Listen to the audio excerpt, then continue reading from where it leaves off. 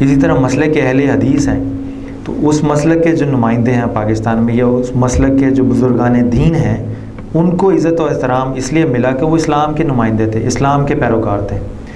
تو جن مسالک کو اسلام کے ساتھ اٹیچ ہونے سے عزت ملی، آپ ان کی پہچان کو دین کی پہچان پر جب بھی حاوی کریں گے تو اپنے مسلک کی بدنامی کا باعث بھی بنیں گے اور خود بھی بدنام ہوں گے۔ اس لیے اگر آپ نے اپنے مسلک کو اور خود کو عزت دینی ہے تو آپ اپنی مسلکی پہچان کو اپنی دینی پہچان کے نیچے رکھیں۔ دین میں مسلک کو رکھیں گے تو مسلک بچ جائے گا، اگر مسلک کو دین کے اوپر لے آئیں گے تو وہ ویسے ہی اسلام سے خارج ہو جائے گا۔ یہ آپ کو میں صرف پرائرٹیز ڈیسائیڈ کر کے دے رہا ہوں، میں یہ نہیں کہہ رہا کہ آپ اپنے مسلک کو چھوڑ دیں یا اس کو برا سمجھنا شروع کر دیں، میں صرف یہ کہہ رہا ہوں کہ سوچ میں جب آپ پرائرٹی گڑبڑ کرتے ہیں تو وہیں سے آپ کا زوال شروع ہو جاتا ہے۔ اس کا فائدہ کیا ہے سوچ میں تبدیلی پیدا کرنے کا؟ کہ جب آپ ڈیسیجن لے رہے ہوں گے بحیثیت وہابی کے، دیوبندی کے یا بریلوی کے، تو آپ کا کرائیٹیریا آف سلیکشن چینج ہو جائے گا، پھر آپ کو وہی لوگ اچھے لگیں گے جو آپ کے مسلک کے ہیں، ایسا ہی ہے۔ مگر جب آپ اپنی مسلکی پہچان پر دینی پہچان کو حاوی کریں گے تو دین کی پہچان مسلکی بزرگان دین کے اقوالات پہ نہیں ہوتی، دین کی پہچان ڈائریکٹ قرآن و سنت کے احکامات پہ ہوتی ہے۔ تو جب آپ کی نظر مسلک پہ ہوگی تو آپ محتاج ہوں گے کہ اپنے مسلک کے بزرگان دین کی کتابوں کو پڑھیں اور انہی کی روشنی میں ڈیسیجن لیں۔ تو آپ نے قرآن و سنت کو چھوڑ کے اپنے مسلکی بزرگوں کو پرائرٹی دینی شروع کر دی۔ یہ کبھی آپ کے بزرگوں کی بھی ریکوائرمنٹ نہیں تھی جو آپ نے خود سے سلیکٹ کر لی۔ تو جب آپ قرآن و سنت کو پرائرٹی دیں گے تو اس کی روشنی میں فائدہ یہ ہوگا کہ پھر آپ کو ہو سکتا ہے کوئی اچھی بات دوسرے مسلک میں بھی نظر آ جائے۔ ابھی تو دیوبند بن کے سوچ رہے ہیں نا دیوبندی، تو آپ کو بریلوی ہمیشہ برے لگیں گے۔ اگر آپ بریلوی بن کے سوچ رہے ہیں تو آپ کو دیوبندی ہمیشہ برے لگیں گے۔ اگر آپ قرآن و سنت کی روشنی میں سوچنا شروع کر دیں تو ہو سکتا ہے آپ کو یہ احساس ہو جائے کہ دیوبند میں بھی پکے اور کٹر مسلمان ہیں، بریلویت میں بھی اچھے کٹر اور پکے مسلمان ہیں۔ مسلمانی کا ڈیسیجن مسلک پہ کبھی نہیں ہوا، مسلمانی کا ڈیسیجن ہمیشہ قرآن و سنت کی بیس پہ ہوا ہے۔ تو جب آپ قرآن و سنت کو پرائرٹی دیں گے تو آپ کی سوچ میں بھی وسعت پیدا ہوگی، آپ کا حلقہ احباب بھی وسیع ہو جائے گا۔ جن لوگوں سے آپ نفرت اس لیے کرتے ہیں کہ یہ آپ کے مسلک کے ساتھ نہیں ہیں، آپ کو وہ لوگ بھی اچھا لگنا شروع ہو جائیں گے۔ کیوں؟ کہ آپ دیکھیں گے کہ اسلام میں نجات پانے کے لیے قرآن و سنت پر عمل کرنا ضروری ہے، کسی خاص پرسنالٹی پر کو فالو کرنا نہیں ہے۔ اسلام میں صرف ایک شخصیت ایسی تھی کہ جس کی بات نہ ماننے سے کافر ہو جاتا تھا، اور وہ صرف حضور صلی اللہ علیہ وسلم کی تھی۔ اس کے بعد یہ رتبہ کسی کو حاصل نہیں ہوا۔ آپ دیکھیں جب آپ مسلک کے نمائندے ہوں گے تو آپ کی جرت نہیں ہوگی کہ آپ اعلیٰ حضرت احمد رضا خان صاحب بریلوی کی کسی بات کو ریجیکٹ کریں، آپ کی جرت نہیں ہوگی کہ آپ مولانا اشرف علی تھانوی کی کسی بات کو ریجیکٹ کریں۔ کیوں؟ مسلک کے نمائندے ہیں۔ مگر جب آپ دین کے نمائندے ہو جائیں گے تو آپ کو اللہ تعالیٰ یہ اختیار بھی دے دے گا کہ آپ اپنے بزرگان دین کی باتوں کو قرآن و سنت کی روشنی میں پرکھ سکتے ہیں۔ ایک پہچان نے آپ کو محدود کر دیا اور دوسری پہچان نے آپ کو اتنا کھول کے رکھ دیا کہ آپ دنیا میں ہر آدمی کے افکار و نظریات کو ایویلویٹ کرنے کی پوزیشن میں آ جائیں گے۔ اور اگر آپ یہی دیکھیں بعض تعلیمی اداروں میں کہ ہمارے بچوں کو پروگرامنگ کی جاتی ہے، ایجوکیشن نہیں دی جاتی۔ یعنی اگر بعض اوقات مجھ سے دوست پوچھتے ہیں کہ جی آپ کس جماعت سے تعلق ہے، تو میں کہتا ہوں میرا کسی جماعت سے کوئی تعلق نہیں۔ تو میرا یہ کہنا کہ میرا کسی جماعت سے کوئی تعلق نہیں، یہ ان کو مشکوک لگتا ہے۔ ان کو ایسے لگتا ہے جیسے میری مسلمانی ابھی یا تو پوری نہیں ہوئی یا مشکوک ہے، یا میں اینٹی اسلامک ہوں، یا میرا تعلق کسی ایسی جماعت سے ہے جو بزرگان دین کو نہیں مانتی۔ تو میں ان سے یہ کہتا ہوں کہ آپ قرآن و سنت کا پورا ذخیرہ کھنگال لیں، اس میں مسلمان ہونے کے لیے یہ کہاں شرط ہے کہ آپ کا کسی جماعت اسلامی سے تعلق ہو، دارالعلوم دیوبند سے تعلق ہو، بریلوی سے تعلق ہو، کوئی ایسی مسلمان ہونے کے لیے کلمہ پڑھنا شرط ہے اور اسلامی عقیدے پر ایمان رکھنا شرط ہے۔ یہ مختلف جماعتیں، آپ ان کے متعلق حسن ظن رکھیں، یعنی اچھا گمان رکھیں کہ کچھ لوگ اکیلے جدوجہد کرنے سے بہتر ہے کہ آپ کچھ لوگوں کے ساتھ مل کے جدوجہد کر لیں۔ تو اگر کچھ لوگوں نے ڈیسائیڈ کیا کہ ہم مل کے ایک جماعت بنا لیں اور اسلام کی ترقی کے لیے اور معاشرے کی ترقی کے لیے کام کریں تو یہ اچھی بات ہے۔ اگر آپ ان کے ساتھ ملنا چاہ رہے ہیں تو اچھی بات ہے۔ مگر یہ بری بات کہاں سے ہوگی کہ اب میں اگر ان کے ساتھ نہیں ملتا تو میں برا آدمی. تو جیسے میں نے پہلے بھی لیکچر میں کہا، جنہوں نے سنا ہوا ہے، کہ جو آدمی کسی جماعت کا حصہ نہیں ہے وہ چیز ذہن میں بٹھا لے کہ وہ ایک ایسی جماعت کا حصہ ہے جو 1400 سال سے قائم ہے.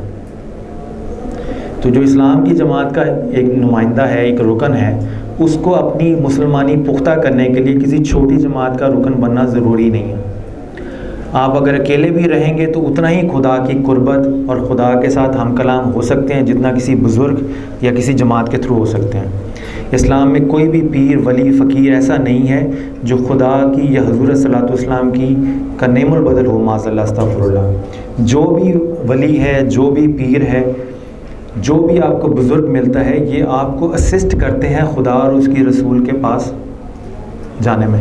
جیسے قرآن پاک میں سورہ آل عمران میں بڑی خوبصورت آیت ہے کہ اے ایمان والو، یعنی حضور صلی اللہ علیہ وسلم سے اللہ تعالیٰ مخاطب ہے کہ آپ ان کو فرما دیں کہ اگر تم مجھ سے محبت کرتے ہو، یعنی مسلم لوگوں سے کہہ دو کہ اگر تم اللہ سے محبت کرتے ہو تو میری پیروی کرو، یعنی حضور صلی اللہ علیہ وسلم کی پیروی کرو.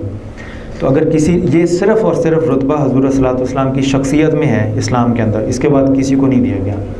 تو آپ اگر مسلک کے پیروکار ہیں تو پھر تو آپ کو اپنے بزرگان، یعنی مسلک کے بزرگان دین سے اختلاف رائے کرنے کی بھی ضرورت نہیں ہوگی، کیونکہ جب آپ سمجھیں گے کہ شاید اگر میں نے اختلاف کر دیا تو نان مسلم ہو جاؤں گا. نہیں، ایسا نہیں ہوتا. تو آپ نے اگر اچھی طرح پرسنلی اینڈ پروفیشنلی ڈیولپ ہونا ہے تو اس کے لیے شرط یہ ہے کہ آپ اپنے ذہن میں، اپنے ڈیسیجنس میں، اپنے انالیسس میں، اپنی کمٹمنٹس میں قرآن و سنت کے ساتھ اٹیچ ہوں اور باقی مسالک اور باقی بزرگان دین کی عزت کریں. کسی کو برا نہ کہیں. اگر آپ کسی کے اتفاق نہیں کرتے کسی کی رائے سے تو ضروری نہیں کہ کسی سے اتفاق نہ کرنے کے لیے اس کو گالی دینا ضروری ہے. تو آپ خاموش رہ کے بھی ان سے کنارہ کشی کر سکتے ہیں. اب مغرب میں یہ آپشن اویلیبل نہیں ہے آپ کو. مغرب میں کوئی ایک سنگل یونٹ نہیں ہے کہ جو ان کو ساری سوسائٹی کو سنبھال کے رکھے. مغرب میں یا تو آپ پروٹیسٹنٹ ہیں، یا آپ کیتھولک ہیں، یا آپ دہریہ ہیں. مختلف پہچانوں میں ان کی شخصیات بڑھی ہوئی ہیں. تو جب وہ پرسنل ڈیولپمنٹ کی یا پروفیشنل ڈیولپمنٹ کی بات کرتے ہیں اہل مغرب، تو یہ چیز آپ ذہن میں رکھیے گا کہ ان کے ہاں الٹیمیٹ کرائیٹیریا یا میکسیمم اسٹرینتھ، وہ جو رائٹر کتاب لکھ رہا ہے اس رائٹر کا جو مسلک اور مذہب ہے وہ اسی کے اندر آپ کو امپروو کرنا چاہ رہا ہے. مگر اسلام کے ہاں یہ ہے کہ قرآن و سنت کی ایک ایسی اسٹرانگ گرپ ہے کہ آپ پاکستان میں ہیں، انڈیا میں ہیں، بنگلہ دیش میں ہیں، امریکہ میں ہیں، یو کے میں ہیں، آپ جہاں بھی جائیں آپ کا اسٹینڈرڈ ایک ہی آپ کے ساتھ. اس کی اپلیکیشن چینج ہو سکتی ہے مگر کرائیٹیریا کہ صحیح کیا ہے، غلط کیا ہے، درست کیا ہے، یہ سارے کا سارا قرآن و سنت کی شکل میں آپ کو یونیفائڈ اس میں مل جائے گا. اور آخری چیز جو شاید ہم ٹیکنیکل اس کی وجہ سے نہیں دکھا سکیں گے، آخری بات کہہ کے کہ اسلام کے اندر اور مغربی معاشرے کے اندر مین چیز یہ ہے کہ ہمارے ہاں عقیدہ بہت امپورٹنٹ ہے پرسنل ڈیولپمنٹ میں. آپ میں سے کس نے کتاب پڑھی ہے محترمہ کی ریکنسیلیشن؟ انگلش میں کتاب ہے محترمہ کی ریکنسیلیشن، اس کا بے نظیر کی، ہاں اس کا یہ ان کی وفات کے بعد سامنے آئی ہے. اس کا اردو ترجمہ آیا ہے مفاہمت. کسی نے دیکھی ہے وہ کتاب؟ چلیں اگر پڑھی نہیں، ایک آدمی، اوکے، آپ ضرور دیکھیے گا. آپ کو وہ پڑھنی ضرور چاہیے اگر آپ نے اسلام کو سمجھنا ہے ان کے نقطہ نظر سے. مفاہمت نام ہے، محترم جہانگیر بدر صاحب نے اس کا ترجمہ کیا ہے اور انگریزی میں ریکنسیلیشن ہے. اس کا 2nd چیپٹر پڑھنے والا ہے. اب میں آپ کو یہ بتا رہا ہوں کہ آج کل جو دہشت گردی کا دور ہے تو رواداری کا ہے. معاشرے میں ایک تو وہ قوت ہے جو دہشت گردی کو پروان چڑھا رہی ہے، اس کے مقابلے میں ایک اور قوت ڈیولپ کر رہے ہیں میڈیا والے یا مختلف لابیز مل کے کہ رواداری کا سبق دیا جائے. اسلام کا جو رواداری کا کانسیپٹ ہے، رواداری ہے کیا چیز؟ برداشت کرنے کا، تحمل کرنے کا، ایگزیکٹلی.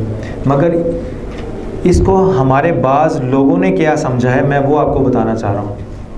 تو اس کا کتاب کا 2nd چیپٹر ہے، اس کا نام ہے ٹیررزم ورسز پیس میکرز اور ماڈرنائزیشن ورسز ایکسٹریمزم، یعنی اسلام کی داخلی جنگ. یس، اس کا نام ہے اسلام کی داخلی جنگ. اب اس میں محترمہ کا تھیسس یہ ہے کہ اسلام کے اندر بھی ایک جنگ ہو رہی ہے، اور وہ جنگ کیا ہے کہ ایک تو دہشت گردوں اور امن پسندوں کے درمیان جنگ ہے، اور ایک ماڈرن روادار لوگوں کے درمیان اور ایک شدت پسندوں کے درمیان جنگ ہو رہی ہے. ٹھیک ہے، اور یہ اس کا ابھی چیپٹر بتا رہا ہوں، اس چیپٹر کا ٹائٹل کیا ہے. میں اس کے حوالے لایا تھا دکھانے کے لیے، بٹ اینی وے اب اس کتاب میں محترمہ لکھتی ہیں کہ اسلام کا رواداری کا کانسیپٹ یہ ہے کہ اسلام یہ سمجھتا ہے کہ نجات صرف اسلام میں نہیں بلکہ دیگر مذاہب میں بھی ہے، اور اگر کوئی یہودی یا عیسائی اپنے مذہب کے مطابق اچھا عمل کرے تو روز قیامت مسلمان کے ساتھ وہ بھی جنت میں جائے گا. ٹھیک ہے، اس میں انہوں نے کافی جا بجا انہوں نے یہ حوالے بھی دیے ہیں، قرآن پاک کی بعض آیات بھی کوٹ کی ہیں. تو آج کل آپ کو بعض ٹرینرز ایسے ملیں گے پرسنل ڈیولپمنٹ میں رواداری پڑھاتے ہوئے کہ ہم مسلمان تو اتنے روادار اور امن پسند ہیں کہ آپ کو جنت میں جانے کے لیے ہمارا مذہب بھی قبول کرنے کی ضرورت نہیں، اگر آپ صرف اپنے مذہب پہ قائم رہیں تب بھی جنت میں چلے جائیں گے. تو میں اکثر ایک دوست سے مذاق میں کہتا ہوں جو بہت زیادہ اس تھیولوجی کا نمائندہ تھا، تو جب ہم اسی طرح سیمینار ہو رہا تھا تو انہوں نے تقریر کی اسی موضوع کے اوپر کہ اسلام کا تصور نجات اور تصور رواداری اور برداشت یہ ہے کہ اگر ہم مسلمان نہ بھی ہوں تب بھی جنت میں جا سکتے ہیں. تو جب مجھے دعوت دی انہوں نے بولنے کے لیے تو میں آیا، تو میں نے اپنے دوست کو دعوت دی اسٹیج پہ کھڑے ہو کے. میں نے کہا اگر آپ کا جنت میں جانے کے لیے مسلمان ہونا ضروری نہیں ہے تو میں دعوت دیتا ہوں آپ کرسچن ہو جائیں. فرق تو پڑنا نہیں ہے آپ کو، ادھر سے بھی جنت میں چلے جائیں گے، ادھر سے بھی چلے جائیں گے آپ. مگر وہ ہوا نہیں. کیوں؟ اندر سب کو پتہ ہے کہ حقیقت کیا ہے. صرف ایک ایسا غلط اور میں کہوں گا گھٹیا عقیدہ انٹروڈیوس کروانے کے لیے، اپنے آپ کی رواداری کو ثابت کرنے کے لیے کہ اسلام کا جو تصور ہے اب یہ زیادہ پاپولر کیوں ہو رہا ہے. آپ وہ کتاب ضرور پڑھیے گا، جو اساتذہ ہیں وہ ضرور پڑھیں، اور جو اسٹوڈنٹ ہیں وہ بھی پڑھیں. وہ کتاب پڑھ کے جب آپ میڈیا میں ٹی وی چینلز پہ مختلف لوگوں کی ڈسکشن سنیں گے تو پھر آپ کو ایسے خاص جملے فوراً سمجھ میں آ جائیں گے کہ اس آدمی کی تھیولوجی کیا ہے. اب یہ چیز پاپولر کیوں ہو رہی ہے کہ مسلمان ہونے جنت میں جانے کے لیے مسلمان ہونا ضروری نہیں ہے. یہ اس لیے پاپولر ہو رہی ہے کہ اس کانسیپٹ میں حضور صلی اللہ علیہ وسلم کی رسالت پر ایمان لانا اور آپ کی سنت کی پیروی کرنا شامل نہیں ہے. صرف یہ بتایا جا رہا ہے کہ نجات پانے کے لیے عقیدہ توحید کافی ہے بس. تو اگر آپ یوٹیوب پہ جائیں اور نئی مشتاق ٹائپ کیجیے گا تو یہ فیصلہ آباد میں مسجد میں میرا لیکچر ہوا تھا. 1.5 گھنٹے کا پورا لیکچر ہے اسی موضوع کے اوپر، اس کتاب کے انالیسس کے ساتھ ساتھ صفحہ نمبر کوٹ کر کے. تو اگر آپ ڈیٹیل میں وہ ڈسکشن سننا چاہیں تو وہ یوٹیوب پہ اویلیبل ہے. یہاں بات کرنے کا مقصد صرف اور صرف یہ ہے کہ جب آپ اپنا عقیدہ اسٹڈی کریں تو یہ رواداری کا ایک جو لابی چلی ہے یا ایک وبا پھیلی ہے مسلمانوں کو دہشت گردی سے نکالنے، اپنی صفائی پیش کرنے کے لیے کہ اپنا عقیدہ چینج کرنے پر زور ہو رہا ہے. اور عقیدہ چینج کرنے میں یہ نہیں ہے کہ اسلام سے توحید نکال دیں، نہیں، حضور صلی اللہ علیہ وسلم کی رسالت کو نکالنے پہ فوکس ہو رہا ہے کہ ہم مسلمان تو اتنے روادار اور امن پسند ہیں کہ آپ ہمارے نبی کو نہ بھی مانیں تو ہم تب بھی آپ کو جنت میں جانے کے لیے گارنٹی دیتے ہیں. تو میں یہ کہتا ہوں ایسا اسلام تو نہ قرآن میں ہے کہیں، نہ آپ کو حدیث میں ملے گا، بلکہ ایک بڑی مشہور حدیث ہے کہ حضور صلی اللہ علیہ وسلم نے فرمایا کہ اگر حضرت موسیٰ بھی اس دور میں موجود ہوتے تو ان کے پاس سوائے اس بات کے کوئی چارہ نہ ہوتا کہ میرا مذہب میرا دین قبول کریں.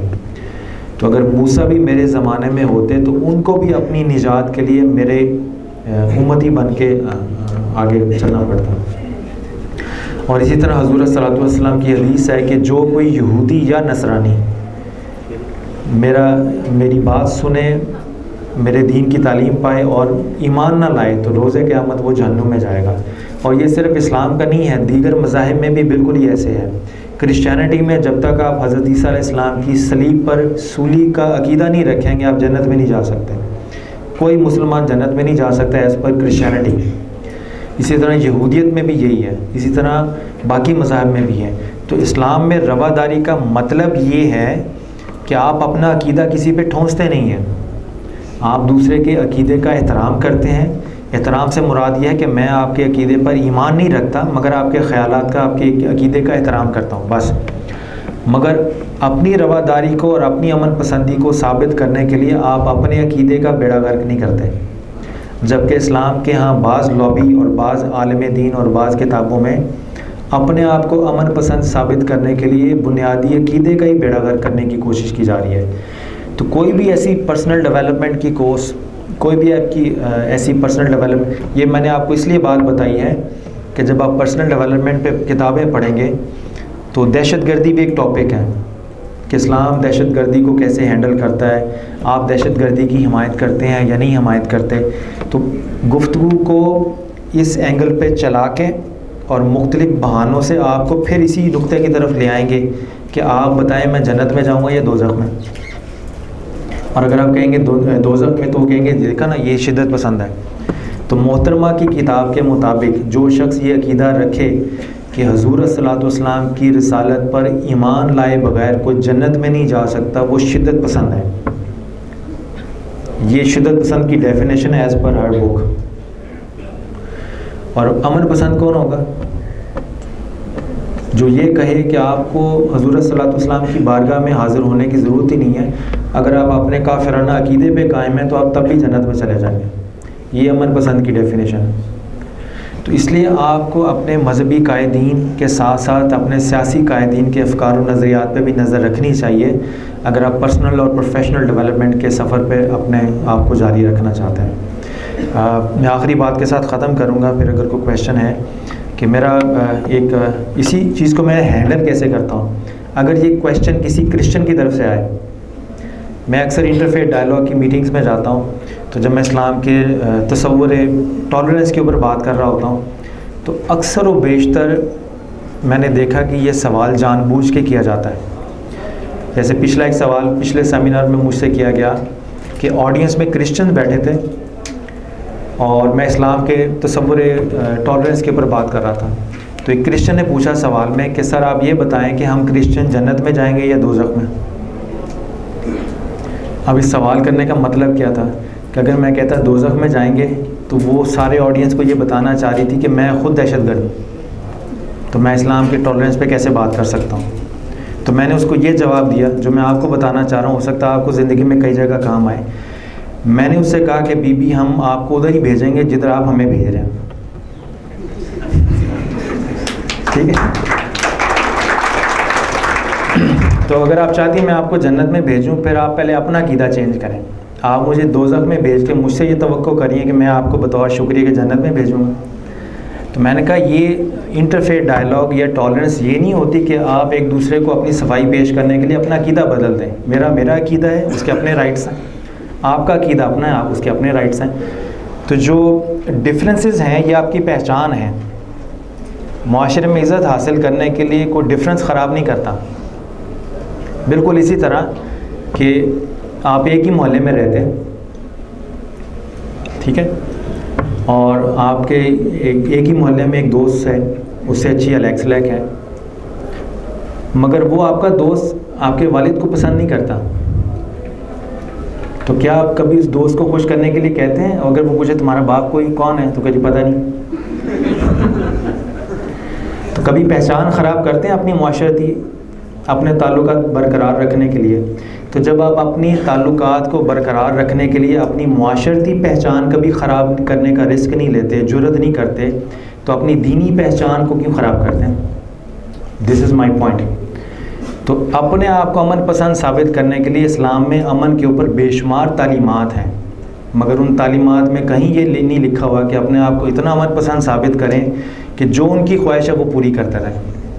تو امن پسند ہونے کا مطلب یہ ہے کہ ہم اپنا عقیدہ زبردستی کسی پہ نہیں ٹھوکتے، اور ہم اپنے عقیدے کے سارے پہلوؤں پر جب عمل کرتے ہیں، جب اچھا انسان بنتے ہیں، تو حضور صلی اللہ علیہ وسلم نے فرمایا کہ اچھا مسلمان وہ ہے جس کے زبان اور ہاتھ سے دوسرے محفوظ رہیں۔ تو ٹالرنس کا مطلب اپنے زبان اور ہاتھ سے دوسروں کو محفوظ رکھنا ہے، بس اپنا عقیدہ خراب کرنا نہیں ہے۔ تو اسی طرح بہرحال ڈسکشن یہ بہت لمبی چلتی رہے گی. آئی ووڈ ریکمینڈ کہ لاسٹ ٹائم اسلام آباد کلب میں سیشن ہوا تھا جہاں سے دوستوں نے مجھے دیکھا اور دعوت دی یہاں آنے کی, وہ سیشن بھی ضرور سنیے گا. وہ غالباً 1.5 گھنٹے کا ہے اور اس کا نام ہے گروئنگ پروفیشنلی ایز اے مسلم. اگر آپ پروفیشنلی گرو کرنا چاہتے ہیں تو آپ کی نظریاتی اور اعتقادی پہچان کیا ہونی چاہیے. ابھی تو یہاں ساری مسلمان ہیں,